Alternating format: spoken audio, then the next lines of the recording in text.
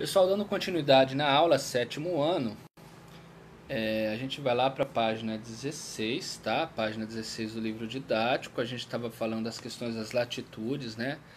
As latitudes do nosso país. E aí a gente vai ter alguns exemplos aí que vai mostrar basicamente o que vai influenciar essas latitudes no bioma brasileiro, tá? Nos biomas que estão presentes no nosso país, tá? Como diz o texto aí, da página 16, as latitudes e as paisagens, as grandes extensões do Brasil, do sentido norte-sul, influenciam significativa na diversidade da paisagem do país. Obviamente que isso tem a ver com o tipo de vegetação. No sul, né, ali está um exemplo. As araucárias, lá no Paraná, a araucária seria um tipo de pinheiro que dá aquele espinhão que a gente come na festa junina, tá? Olha como ela é uma árvore bem comprida com os galhos apontados para cima, tá? Também vamos ter aqui, ó, a vegetação babaçu adaptada em locais onde predomina temperaturas elevadas em Carmolândia e Tocantins. Já é uma vegetação diferenciada, espaçada, né, gente? Ou seja, então vocês podem perceber que é importante a gente analisar que as latitudes têm a ver também com a mudança de temperatura. Quanto mais próximo à linha do Equador, mais alta vai ser a temperatura. Quanto mais distante da linha do Equador, mais baixa vai ser a temperatura. Porque o Equador, a região do Equador é a região mais quente do planeta, onde a temperatura é mais alta. Tá? Então isso vai influenciar no tipo e nas características da paisagem daquele local, do tipo de vegetação. Daí então aquelas questões, né, do agronegócio, da disputa agropecuária em todo o território brasileiro, certo? Então é importante a gente destacar essa questão aí, uma vez que o Brasil está dentro dessa zona térmica com algumas diversidades, certo? E o texto fala, né, que assim quanto no sul país encontramos paisagens onde predomina vegetações que se adaptam a temperaturas mais baixas, no norte e nordeste a gente vai encontrar vegetações que se adaptam a temperaturas mais altas, certo? Então, gente, é como a gente falou,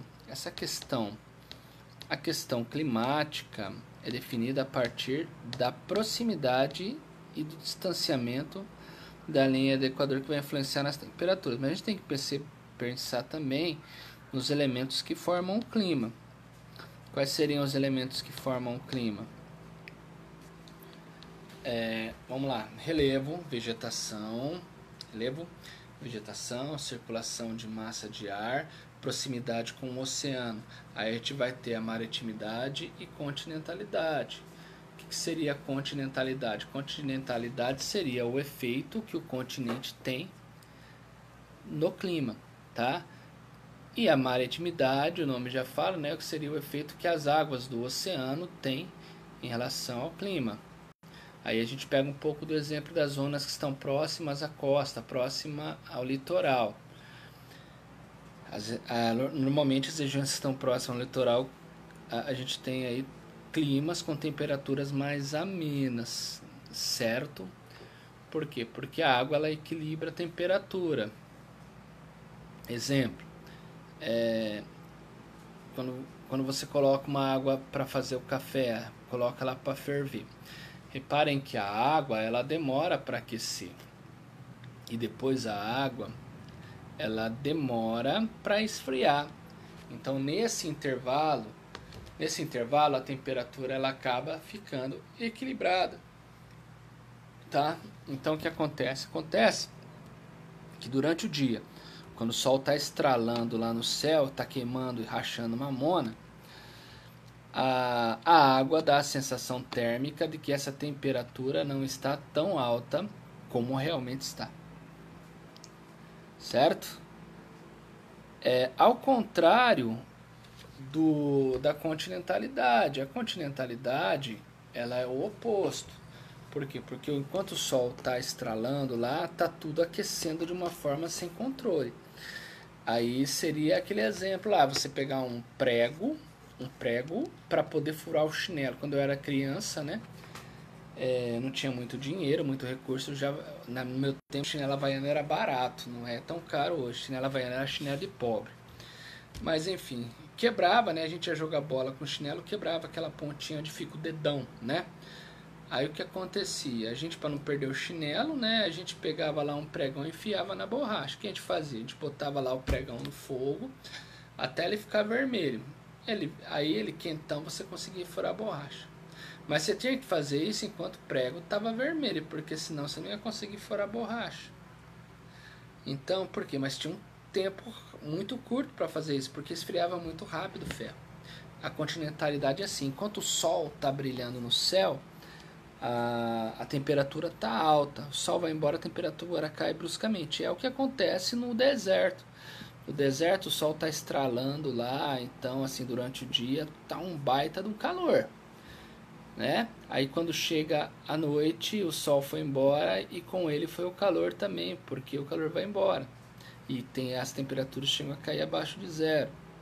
Isso é a continentalidade. Então é um dos elementos que formam o clima. Aí quando se discute a questão do aquecimento global, discute o seguinte, que o aquecimento global está fazendo as geleiras derreterem. E a geleira é composta por água doce. E a água doce ela é mais pesada e, portanto, vai para o fundo do oceano. Se aumentar a quantidade de água doce, que é mais pesada e mais gelada, esse aquecimento global vai ter um efeito contrário. Então, ao invés de aquecer o planeta, vai resfriar. Um pouco da história daquele filme Um Dia Depois de Amanhã, né, que conta um pouquinho essa história do aquecimento global que tem o seu efeito oposto, né? Mas a gente destacou isso para mostrar a influência aí do aquecimento global também e a influência da questão da maritimidade e a continentalidade para a formação do clima. Certo, gente? Mas tem um outro fator importante sobre falando em clima, é a questão do relevo. Certo? Por que o relevo? Porque o relevo ele constitui barreiras que impedem a circulação de massa de ar. Impedindo a circulação de massa de ar também vai impedir a umidade, vai impedir a chuva de chegar em determinados locais.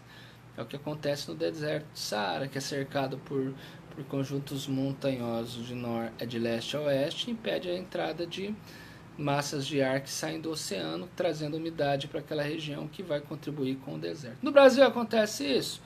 Na região nordestina acontece um pouco disso sim, no sertão nordestino, onde o calor é intenso e chove muito pouco, justamente por essas questões de barreira que vai impedir então a chegada de chuva ali naquela região, não tão aguda quanto aí no continente africano, porque nós não temos uma barreira acentuada no litoral nordestino, portanto a corrente, as massas de ar podem circular e chegar até lá. Mas a questão da secura da região, né, tudo isso vai influenciar também na entrada de massa de ar úmida naquela região, certo?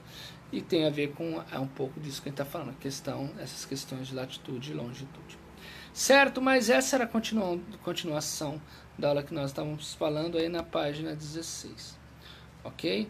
E para essa explicação que nós demos agora, eu quero que vocês descrevam as paisagens que vocês estão vendo aí na página 16.